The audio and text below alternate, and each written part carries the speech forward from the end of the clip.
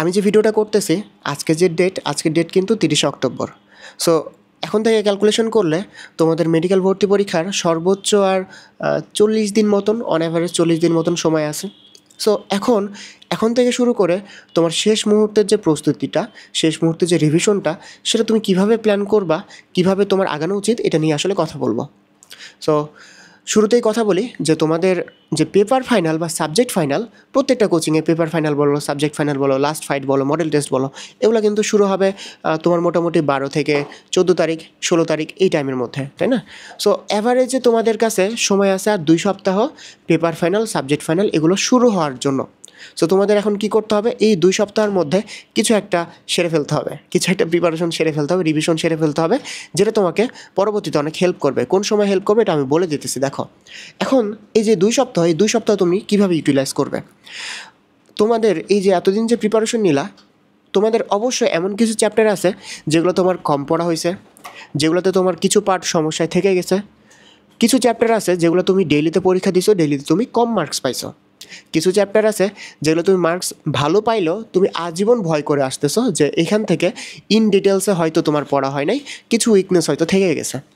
So এই 2 সপ্তাহে তোমার কাজ হবে এটাই যে যত তোমার প্রবলেম আছে, যে চ্যাপ্টারগুলো তুমি কম পারো, যে চ্যাপ্টারগুলোতে তোমার ভয় কাজ করে, যে চ্যাপ্টারগুলোতে ডেইলিতে বা উইকলিতে তুমি কম মার্কস পাইছো, যে চ্যাপ্টারগুলোতে তোমার সমস্যা থেকে গেছে, ঠিক আছে, তুমি হয়তো মার্ক করে রাখছো যে সমস্যা তোমার ছিল ওই চ্যাপ্টারগুলো।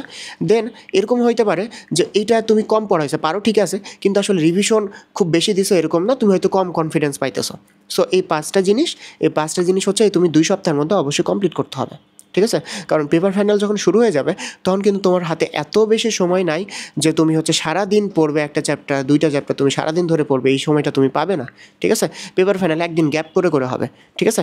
সো অবশ্যই তোমাকে 14 তারিখের আগে, 12 তারিখের আগে তোমাকে এই জিনিসগুলো কাভার করে ফেলতে হবে। আমি কিন্তু ইন জেনারেল কথা বলতেছি, আমাদের কোচিংয়ের সাথে তুমি থাকো বা না থাকো, যে কোনো কোচিংয়ে তুমি থাকো, আমার এই জিনিসটা তুমি ফলো করতে পারো।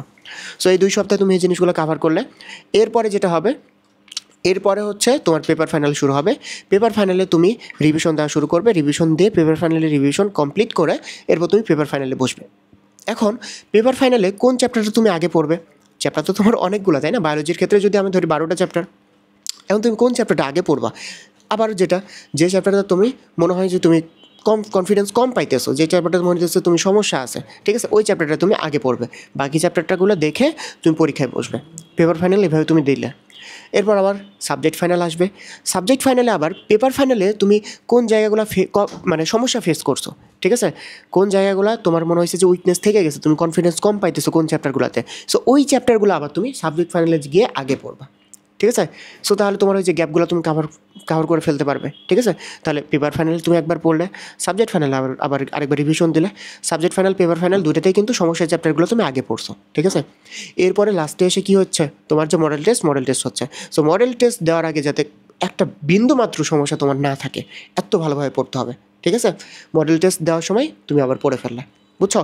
এরপরে লাস্টে কয়েকদিন সব কোচিংয়ে অফ থাকবে, তুমি অফলাইনে নিজে বসে কিছু ওএমআরে তুমি হচ্ছে সলভ করবে, প্র্যাকটিস করবে, পড়বে, খুব রিল্যাক্স যাতে ওই টাইমে থাকতে পারো, এই জন্য চাপটা এখনই নিতে হবে, ঠিক আছে? And GK English GK English তো আছেই, এই 2 সপ্তাহে কিন্তু জিকে ইংলিশের যত সমস্যা, জিকে ইংলিশের সমস্যাগুলোও সলভ করে নিতে হবে, ঠিক আছে? কারণ পেপার ফাইনাল, সাবজেক্ট ফাইনাল যখন শুরু হবে, তুমি যে পেপার ফাইনালের সাথে ডেইলি জিকে পড়বা, ডেইলি ইংলিশ পড়বা, এই যদি টার্গেটটা রাখো, দেখবা যে সব কিছু হজবরল হয়ে গেছে। কারণ পেপার ফাইনালে পড়া শেষ করতেই তুমি কুল পাবা না, তুমি জিকে কখন পড়বা, তুমি ইংলিশ কখন পড়বা, তাই না?